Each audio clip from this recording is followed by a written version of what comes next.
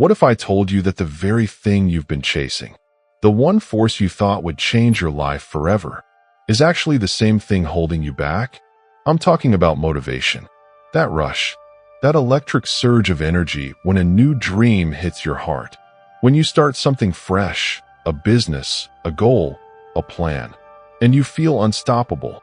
You whisper to yourself, this time, it's different. But then a week passes. The excitement fades. The routine feels heavy. And suddenly that unstoppable fire, it's gone. You sit there, wondering what's wrong with you. Why can't I stay consistent? Why do I always lose momentum? You're not lazy. You're not broken. You've just been using the wrong fuel. Because motivation is a spark, not an engine. It burns bright, and then it disappears. What you need is something deeper, something quieter, something that doesn't fade when life gets hard. So today, let me tell you a story about a young watchmaker and an old impossible clock, a story that might just unlock the secret to finishing what you start. Leo was a watchmaker. He had inherited a small, dusty shop from his father, a man who had once been the best in the country. The air inside that shop always carried the faint scent of oil, metal, and time itself. The walls were lined with clocks, some ticking proudly, others silent for decades. Leo was talented, brilliant even. He understood how tiny gears could create order in chaos, how seconds became minutes, and minutes built the rhythm of a life. But Leo had a weakness. He was impatient. He hated ordinary work, changing batteries, cleaning watches. He felt it was beneath him. Leo believed he was destined for greatness. He dreamed of creating clocks the world had never seen. Machines so complex they could dance and spin, like living pieces of art. He filled notebook after notebook with sketches and ideas. And every time he started a new invention, he felt that wild rush of motivation. He'd work through the night, his heart on fire. But the moment something got difficult, the spark went out. He'd lose interest, abandon the project, and chase the next big idea. Day after day, his shop grew quieter. Dust settled on the counters. Customers stopped coming. And Leo's dreams turned into a collection of unfinished blueprints. Then one morning, the bell above the door rang. An old man stepped inside, carrying a large, beautiful grandfather clock. Its wooden frame gleamed with age, but its face was silent, frozen in time. The man placed it on the counter. "My father left this clock to me," he said softly. "It hasn't ticked in 50 years. Every watchmaker I've met says it's beyond repair. But they also said your father might have been able to fix it. They say you have his talent. If you can bring it back to life, I will pay you enough to save this shop." Leo's heart leaped. This wasn't an ordinary repair. It was a challenge, a masterpiece no one else could fix. He imagined the glory, the recognition, the pride. "I'll do it," Leo said confidently. For the next few days, he worked with passion. He took the clock apart piece by piece. Tiny screws, springs, gears. Each part a mystery. Each sound of the ticking clocks around him, like applause from ghosts of time. But as the hours stretched on, the work became slower, more tedious, more frustrating. The clock had over 1,000 parts. Every one had to be cleaned, measured, and checked. Leo's excitement drained away like water from a cracked glass. His hands grew tired, his mind restless. "This is a waste of time," he muttered. "I could be building something new, something great." One afternoon, in a burst of anger, he knocked a tray of tiny screws onto the floor. They scattered like silver dust. Leo sank to his knees. His spirit shattered. He decided he would quit. Tomorrow, he'd tell the old man the truth. The clock was unfixable. That night, unable to sleep, Leo began cleaning his father's old desk. Inside a hidden drawer, he found several leather-bound journals. They were his father's work logs. He opened one, expecting to read words of genius, complex theories, brilliant discoveries. But instead, each page was filled with simple notes. Tuesday, repaired Mrs. Gable's watch. 3 hours. Tiring, but successful. Wednesday, failed to fix the church clock. Try again tomorrow. Friday, helped a boy fix his father's pocket watch for free. The smile was payment enough. Page after page. No talk of passion, no talk of talent. Just small, patient, disciplined work. At the end of the final book, one line stopped Leo cold.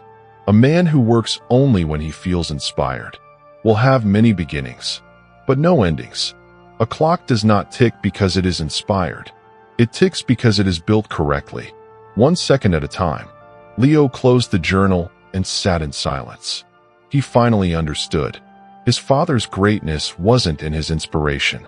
It was in his discipline, the quiet, steady act of showing up, even when it wasn't exciting. The next morning, Leo returned to his shop a changed man. He made himself a promise. I will work on this clock every morning for 4 hours, no matter how I feel. And he did. The first few days were hard. His hands ached. His patience cracked. Every part he touched seemed to mock him. But still he showed up. He worked. Slowly, steadily, silently. Hours turned into days. Days into weeks. He started to notice something. Peace. A quiet satisfaction. The rhythm of focus replacing the chaos of emotion. He began to love the sound of the ticking clocks around him again. Not because they were perfect, but because they kept going. Tick, after tick, after tick. Then, one morning, 3 weeks later, he saw it. A single tiny gear with one bent tooth. Barely visible, but enough to stop the entire mechanism. He fixed it carefully.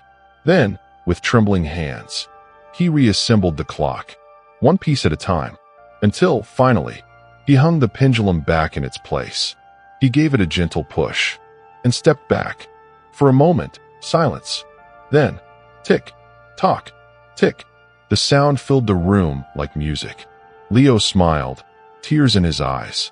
It wasn't just the clock that had been fixed. It was him. The next day, the old man returned. Leo said nothing. He simply pointed to the corner, where the grandfather clock stood tall and alive. The man approached slowly, eyes glistening. He placed a trembling hand on the wood, listening to the steady heartbeat of time. "My father used to wind this clock every Sunday morning," he whispered. "I haven't heard this sound in 50 years. You haven't just fixed a clock, young man. You've given me back a piece of my life." Leo bowed his head. He finally understood. The work was never about him. It was about service, about devotion, about showing up for... And I get that, because discipline doesn't always give fast rewards.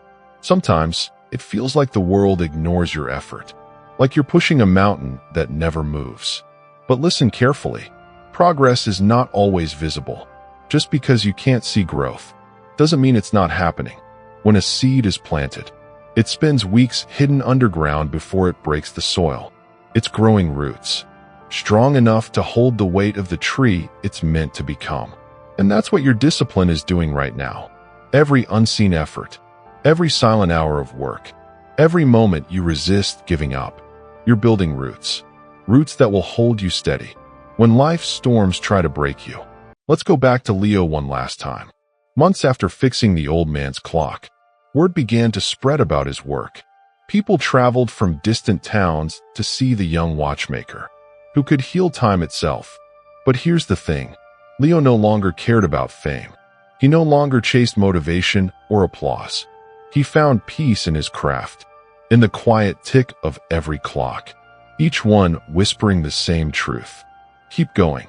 One evening, as the sunset poured gold through the shop windows, a little boy walked in, holding a broken pocket watch. "My father left me this," the boy said. "It doesn't work anymore." Leo smiled. He sat the boy beside him and said, "Then let's fix it together." It took hours. Tiny screws, soft brushes, patient hands. But the boy never gave up. He stayed until the moment that tiny watch ticked again. The boy's eyes lit up. "Wow, it's alive again," he said. Leo smiled. "Remember this moment," he told him. "When something feels broken, inside you or in your life, you can always rebuild it, one small piece at a time." That night, as the boy and his mother left the shop, Leo looked around at all the ticking clocks, each one a heartbeat, each one a reminder that life isn't about speed. It's about rhythm, about patience, about trust. And maybe that's what you need to hear today. that your pace doesn't have to match anyone else's. You are not late. You are not behind. You are simply in your own time zone. Stop comparing your clock to someone else's, because maybe their time is set differently. Your story is unfolding exactly when it should, and the more you rush, the more you miss the quiet beauty of the journey. Think about it. The best songs aren't played fast. They're played with soul, and the same goes for life. It's not how quickly you reach the destination, but how fully you live the moments in between.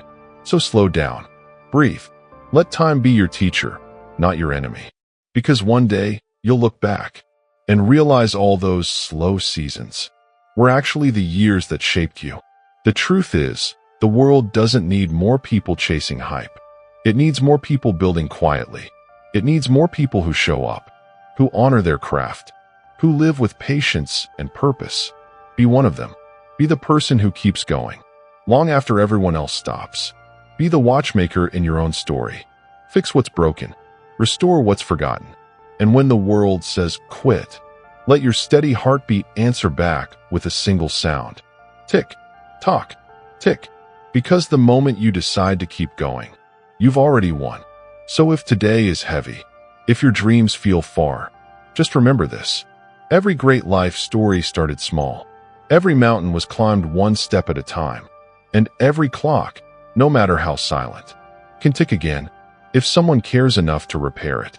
So don't wait for the perfect time. Don't wait for the spark. Start now.